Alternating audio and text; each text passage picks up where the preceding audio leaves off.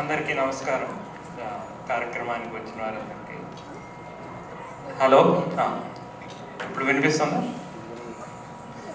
కార్యక్రమానికి విచ్చేసిన వారందరికీ నమస్కారం. మా మణిగారు ఈ తెలుగు కవితలకి మంచి పరీక్ష పెట్టారు మాకు.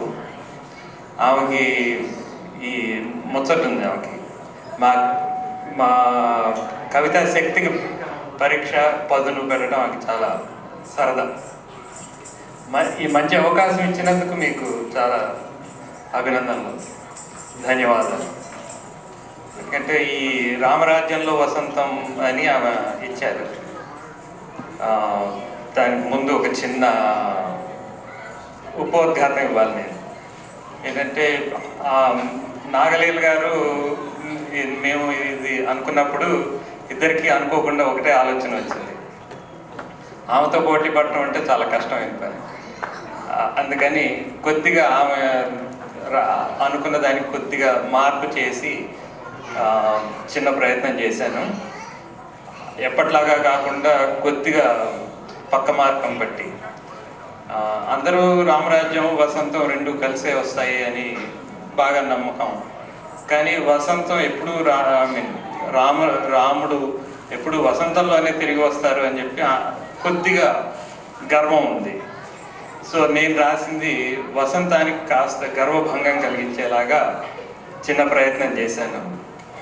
తప్పులుంటే మన్నించండి, క్షమించండి. మీరు ముందుగా ఓం గణాధిపతాయ నమః, ఓం లక్ష్మీ నారాయణాయ నమః. లంకలో దశకంఠనితో దాశరథి అకుంఠిత దీక్షతో అహర్నిశలు పోరాడుతూ ఉన్నారు. అప్పుడు ఈ లోపుగా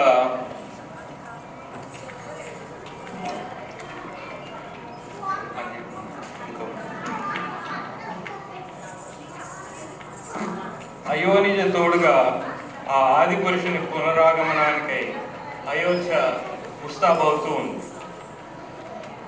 సమరసూరుడైన శ్రీరామునిపై ఆర్తితో రవి కాంతులు చిందించగా అంబరమే కనకాంబరమైనట్టు ఆదిత్యుని ఉగ్రరూపానికి వారిన పీటలు రవికిరణాలతో పుడమి ఫలకంపై గీసిన చిత్రంలా ఉంది. కాలుష్యపు కబంధ హస్తాలలో సతమతమవుతున్న ధరణి తన ధరణిజ కోసమై శతసహస్ర నయనాలతో ఎదురు చూపులు చూస్తున్నట్లున్నది. కానీ ఆ మండుటెండల మస్తిష్కంలో మరొక సుమధుర భావం ఉన్నది. అదే ఇప్పుడు మనం తెలుసుకోబోతున్నాం. ఇంతలో ఆ గ్రీష్మతాపం తట్టుకోలేని ధరిత్రి కోరిక మీదట తూనీగల జంఝామారతంలా మలయమారతంతో వర్షం వేయించేసి ఆకాశంలో మేఘమాల చాటున రవిచంద్రులు దాగినట్లుంది. భూమి దాహం తీర్చాలనే ఆతృతలో పూలజల్లు లాంటి వానజల్లులు కురిపించింది వర్షం. ఆకాశం తన తలుపులు తెరిచి అమృతధారగా వర్షం కురిపించింది. చిటపట చినుకుల స్వరాలతో వచ్చిన వర్షం ఉర్వికి ఊరటనిచ్చింది.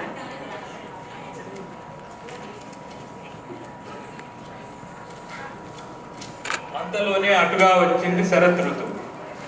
నల్లని వినీలాకాశంలో మెలమెల మెరిసే తారలతో చల్లని వెన్నెలను తెచ్చి సస్యశ్యామలమైన పొలాలతో నిండిన ధరిత్రి స్నిగ్ధమైన చంద్రశాలతో కప్పినట్లు వెన్నెల దొర వెలుగుల ప్రకాశంలో సరోజములు స్వాగతం పలికినట్లున్నది. ఆకాశమంతా శశికిరణాలు సమూహంతో నిండినట్లున్నది. ఆకాశమంతా శశికిరణాలు పుష్పవల్లుల సమూహంలో నిండినట్లున్నది.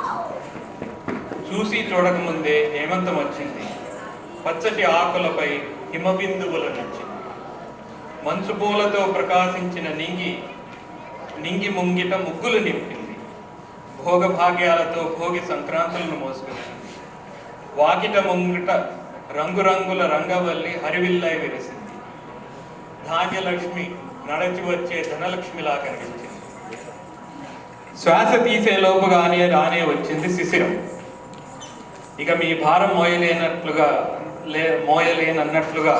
చెట్టు ఎండుటాకులను భూమిపై రాల్చింది. పాదాల క్రింద పండుటాకుల తివాచి పదనిసలు పాడినట్లుగా వినిపించింది. ప్రకృతి పాతదనాన్ని వదిలి క్రొత్తదనానికై ఎదురు తెన్నులు చూచినట్లుంది. ఎండ, వాన, వెన్నెల, మంచు మరియు సిరులు ఏవీ శాశ్వతం కాదన్నట్లుగా ఎండుటాకులు కాలగర్భంలో కలిసినట్లుంది.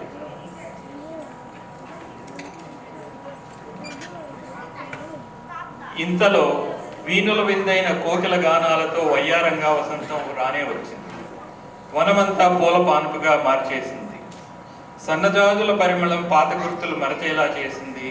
శిశిరంలో రాలిన ఆకు కొత్త చిగుళ్లకు పాఠాలు నేర్పింది. హేమంతంలో రాలిన హిమబిందువు చెట్టు వేరుకు వెన్నంటి నిలిచింది. వర్షమై రాలిన జలపుష్పం కొత్త పూలకు స్వాగతం పలికింది.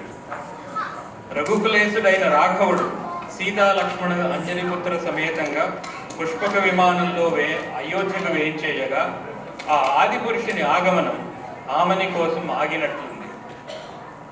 అది వీక్షించిన వసంతం ఆ కోదండరామునికి కుసుమహరం అంటేనే మిక్కిలి మక్కు అని వెర్రవేగ సాగింది. కుసుమహరం అంటే వసంతానికి ఇంకొక పేరండి.